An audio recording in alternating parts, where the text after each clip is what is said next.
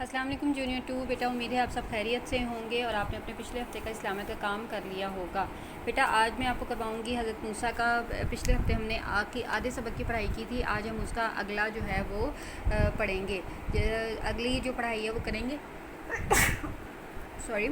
جب حضرت موسیٰ علیہ السلام جوان ہوئے تو اللہ تعالیٰ نے آپ علیہ السلام کو نبوت عطا فرمائی۔ آپ علیہ السلام نے لوگوں کو ایک اللہ کی عبادت کرنے کی دعوت دی۔ فرعون نے آپ علیہ السلام کی اس دعوت کا انکار کیا اور آپ علیہ السلام کا دشمن بن گیا۔ فرعون آپ علیہ السلام کو نعوذ باللہ جادوگر سمجھتا تھا۔ ایک دن فرعون نے آپ علیہ السلام کو اور اپنے جادوگروں کو محل میں مقابلے کے لیے بلایا۔ ان جادوگروں نے رسیوں کے ٹکڑے زمین پر پھینکے جو سانپ بن گئے۔ حضرت موسیٰ علیہ السلام کے پاس ایک لاٹھی تھی۔ حضرت موسیٰ علیہ السلام نے اپنی لاٹھی زمین پر پھینکی جو ایک بہت بڑا اژدھا بن گئی۔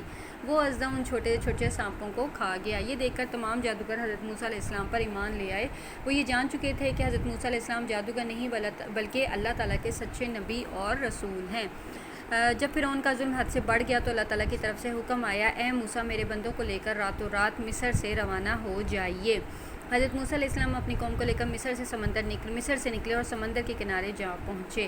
فرعون بھی اپنے لشکر کے ساتھ ان کو قتل کرنے کے ارادے سے وہاں پہنچ گیا۔ حضرت موسیٰ علیہ السلام نے سمندر پر لاٹھی ماری جس سے سمندر میں راستہ بن گیا۔ حضرت موسیٰ علیہ السلام اپنی قوم کے ساتھ اس راستے کے ذریعے سمندر عبور کر گئے۔ اب فرعون اور اس کے لشکر نے بھی اس راستے کے ذریعے سمندر عبور کرنے کی کوشش کی تو راستہ بند ہو گیا اور فرعون اپنے لشکر سمیت اس سمندر میں غرق ہو گیا۔ بیٹا اس کے علاوہ آپ کو پتہ ہے کہ حضرت موسیٰ علیہ السلام کو کلیم اللہ بھی کہا جاتا ہے، جس کا مطلب ہے اللہ تعالیٰ سے باتیں کرنے والا۔